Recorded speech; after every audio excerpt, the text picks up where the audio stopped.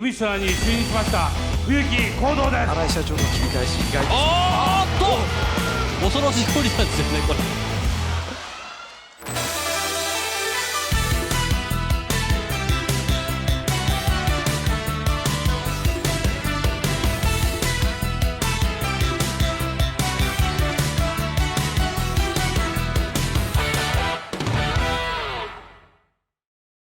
れ。もう一個ね、千恵さん、スペシャルゲストで印象残ってるっていう。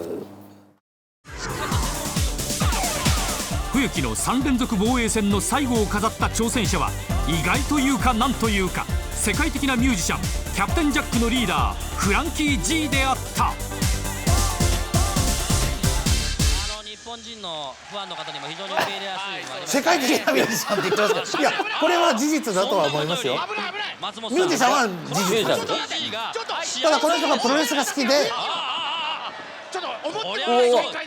これブラッキー G はあれでしょ、リーダーでしょ。リーダーですね。これリーダーのピンチをこれは。女の子たち危ないよこれいくらなんでも。でも女の子たちはこの周りの女の子たちは何なんですか。なんですかね。これグループでしょ、なんかユニットでしょ、ラップユニット。まあちょっと雰囲気としてはだから WWF の E のゴッドファーザーみたいな感じですよね。そうですね、確かにね。だからちょっとそういう感じをイメージしてやるんだよ。でも本当リアルに普通に試合してますね。キャプテンジャックのファンだからね。ほらこれはね、フィニッシュホールド使っちゃってる。これはね僕は当時情報を聞き込んでるんですよ、解説者として。解説者としてこれはね、冬木さんがね、体調悪かったんですよこの頃。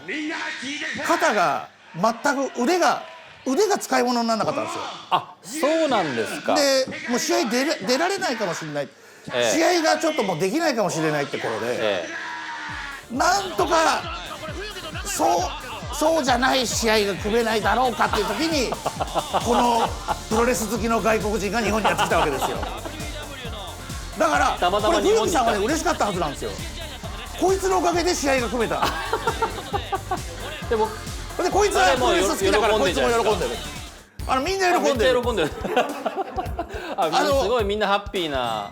まあちょっとお客さんがみんなちょっと置いてかれてるだけっていう。いやこれはね、キャプテンジャックが歌えばよかったんですよここで。リング上で。ライブする予定だったんですか。いやそうしないとミュージシャンって分かんないじゃないですか。確かに、だからこれミュージシャンのゲストが試合するようにやるべきでしたね。今思えばね。今思えばこれは冬木さんがそうやって試合を組むべきでしたよ。確かにね。でもあれでしょ、 DJ ユニットなんでしょ。でもラッパーか彼は。だからなんか音楽をなんか一つやるべきでした。ライブ最初にやって、ほんで冬木さんが来て、これ揉めて急遽プロレスみたいな。まあでもそこまで時間取りたくもなかったのかもしれない。でもよく覚えてますよこれは。これはね、冬木さんの体が悪かったんですよ。そういう裏話が今だから言えるあれですね。これ大丈夫ですか、流しちゃって。大丈夫だ。大丈夫ですね。いや大丈夫ですよ。僕結構聞き込んできてますけど。選手の人たちの体調ってやっぱ大相撲と一緒なんですよ。これだけ毎日のように試合してますからね。だって大相撲もしょっちゅう悪くなるでしょみんな。横綱だって悪くなって休むじゃないですか。休場になりますからね。選手もね結構無理してるんですよ。だから試合が出られないっていう人も確実に何人かいるんですけど、ファンの皆さんもそこは当時知らないんですよ。そこで有効に動いたのがエンターテインメントプロレスなんですよ。なるほど。そうなんですよ。ちょっと選手の体調が悪くてこのマッチメーカー発表しちゃったけどどうしようとか。これエンターテインメントプロレスだから選手が休んでないんですよ全然。これ普通のプロレスだったら何人か休んでますから常に。必ず出てきますもんね、選手は何らかの形でね。劇でもやればいいわけですから。そうね、なんか試合リング上に何かしゃべるだけでもいいわけですからね。だから今のはどっちかというと劇に近い。いや試合してたじゃないですか。いやでもね、劇が組めるんですよ。確かにね。でそれが多分当時の WWE から学んだ部分だ。確かにそうですね。あれも体調の悪い選手は出てたと思います。確かに。なるほど。でもその選手をちゃんとリングに上げるなり、その番組に出演できるようにするのがエンターテインメントプロレス。だって WWE 結局ちょっと FMW が早すぎたんだと思いますけど、日本ではね、結局後には10秒20秒で試合が終わっても多分みんなが納得っていうね、そういうことなんだなっていう風に理解力がお客さんもついてきたはずなんですけど、当当時はまだね時はちょっとまだねまだ FMW ってデスマッチ路線でしたしねずっとね、まあ今でもそうですけども、ね、あとWW、まあ、当時 F でしたけど、それもほとんどの人は見てなかったですまだ。そうですね、まあ当時だってトランプとか出てましたからね、ドナルド・トランプとか試合してますからね。僕も初めて見ましたから、FMW の仕事するようになってから。あ、そうですか。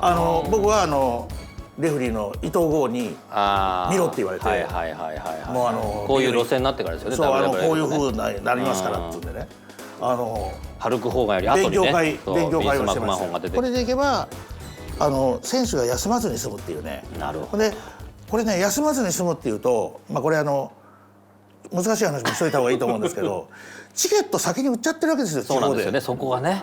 ほんでそれでね、主要選手が出なかったらバイヤーが怒るんですよ。そうですね、プロモーターという人そう、ですね。プロモーターが怒るんですよ。でそのプロモーターが怒るのを完全にこの頃は阻止できてるんですよ。出てるでしょっつって、冬木さんちゃんと出てるでしょって言えるところが一回ね、冬木さんがちょうどその頃日テレでちょっと夜掛布さんと一緒にスポーツニュースやってた時期あったの覚えてません？冬木さんやってましたっけ？やってたんですよ。でその頃冬木さんがちょっと忙しくなっちゃって、はいね、そのプロモーターがね、怪我でもないのに冬木さん出られないかもしれないみたいになって、ヘリコプターで入ったことありましたよ。かっこいい。そう。どこか大阪の読売テレビかどこからかもしれないですけど、そうか、移動時間がそこから四国に生放送で、僕はそこは現地行ってないですけど、ヘリコプターで解決したみたいなこと。はやっぱりそれぐらい選手が試合を休むっていうのはタブーなんですよ。なるほどね。大物選手が、例えば冬木、なるほどなるほど。はやぶさ、雁之助、ね。こうポスターの真ん中に映ってる人たちがね、いないっていうのは。いないってのは許されないわけです。そうですよね。地方というかね、やっぱり地方行く時は年に何回もそう選手見れる機会ってないですからね。そうですよね。もうチケット買った人はもうそれが楽しみでね。そうですよね。もうずっともう日頃の例えばもう学校でいじめられてる子供なんかもね、もうそのためにいじめに耐えてきてるわけです。そうですよね。勇気もらうわけですからね。これで来ないって分かったらね、もう自殺してしまいますから。やめてくださいよ、そんなこと。やめてくださいよ、そんなことはね。はい、ということで、ちょっともう一個ね、ちょっと J さん見てもらいたいやつがあるんです。VTR ちょっと見てください。